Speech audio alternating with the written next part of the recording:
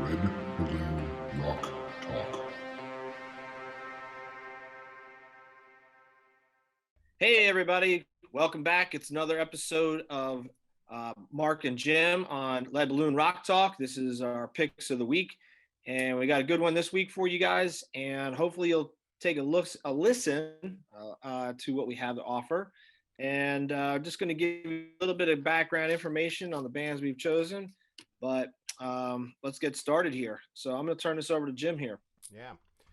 So my pick for this week is a band called Savages, and they're out of London, and they formed in 2011, and they've been on hiatus pretty much since 2016. So they were only really in existence for about 5 years, and they've gone off and done a lot of solo projects. So the Savages is an all-female band considered to be post-punk, and when you listen to their music, it is intense, very intense music. It is very personal. The lyrics are very personal, speak to a lot of issues that are going on. And Asa Hassan is on bass, Faye Milton is on drums, Gemma Thompson is on guitar, and Jenny Beth is on vocals. And Jenny Beth also does all the lyrical writing. And what's kind of unusual for this band is that when they put out their releases, they actually create written manifestos that they add to their website, which kind of talk about their purpose. Why are they doing this music? What's their purpose for this music, and so on. So it's a little unusual. I highly recommend watching their live performances on YouTube. They're ferocious. It is a ferocious sound. The guitarist Gemma she came from, her background is that she does noise guitar, and so the sounds that she's creating, atmospheric. She's really creating a sonic landscape. Kind of like listening to Space from the Dead. At times, yes.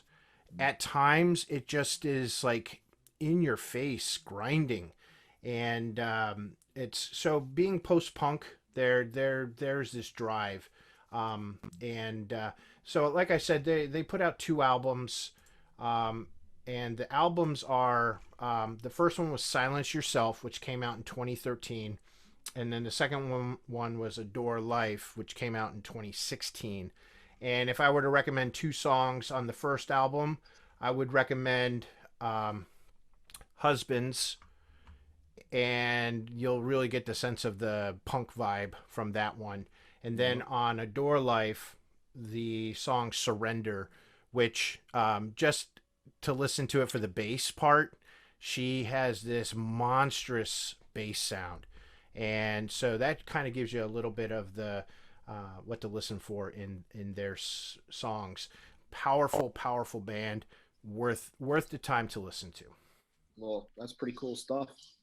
Thanks for the heads up on Savages. Yeah, That's really it's cool. I think I'm gonna go check it out now. I didn't yeah, have it's time this worth it. week to. I know we talked a little bit about it, but I just haven't had a chance to look at myself. But Yeah. do that now. That's funny. All right, good. So moving on. Today I'm going to recommend really awesome, like super hard rocking roll band, and I think they're overlooked a lot, but they've been out there for quite a while. And this is Buck Cherry, and they formed in 1995. It seems like every band I listen to, it's like they started in 1995. Yeah. Um, but they're out of Anaheim, California, and it seems like every band I listen to is out of California too. So there you go. Who knew? They only released two albums from 1995 to 2002, so it's kind of weird. Yeah. And they broke up for a little bit. However, they've been together now since 2005 to the present day. When they broke up, they took a hiatus there, it looks like, for about 3 years. But then Josh Todd, who's the lead singer, and Keith Nelson, phenomenal guitarist, he's lead guitarist. They've just basically been the core, and they've had all these different members, rotate in and out from the very beginning up until now. So the list is like this long. At any rate, There are some very key songs. One of my favorites is off their first album, which is "Lit Up," and that's probably something you'd have heard on the radio to introduce you to Buckcherry, and that would have been on their Buckcherry album, their title album. Another one that you might want to listen to, maybe not as well known, but it's "Bring It On Back."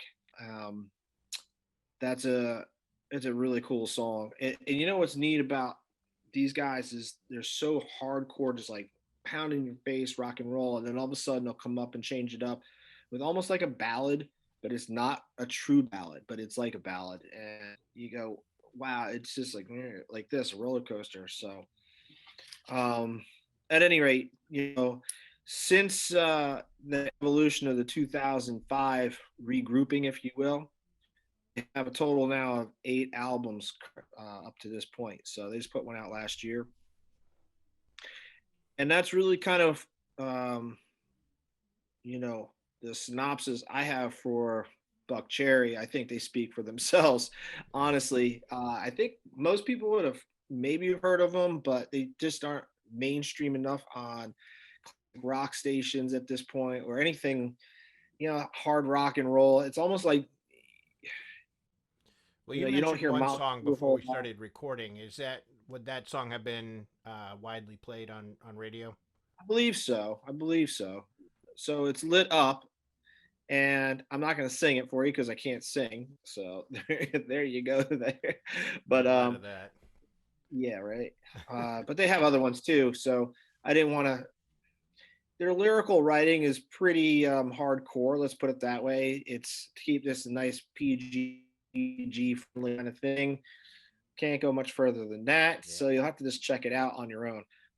Put in some earbuds if you would, please, because you don't want to be listening to this around the family, if you will. At any rate, that's my pick of the week. That's Buckcherry. I'm Mark. This is Jim over here. We hope you like our picks, Yep. and we'll see you next time for our next round of picks. All right, guys, have a good one. See you. Bye bye.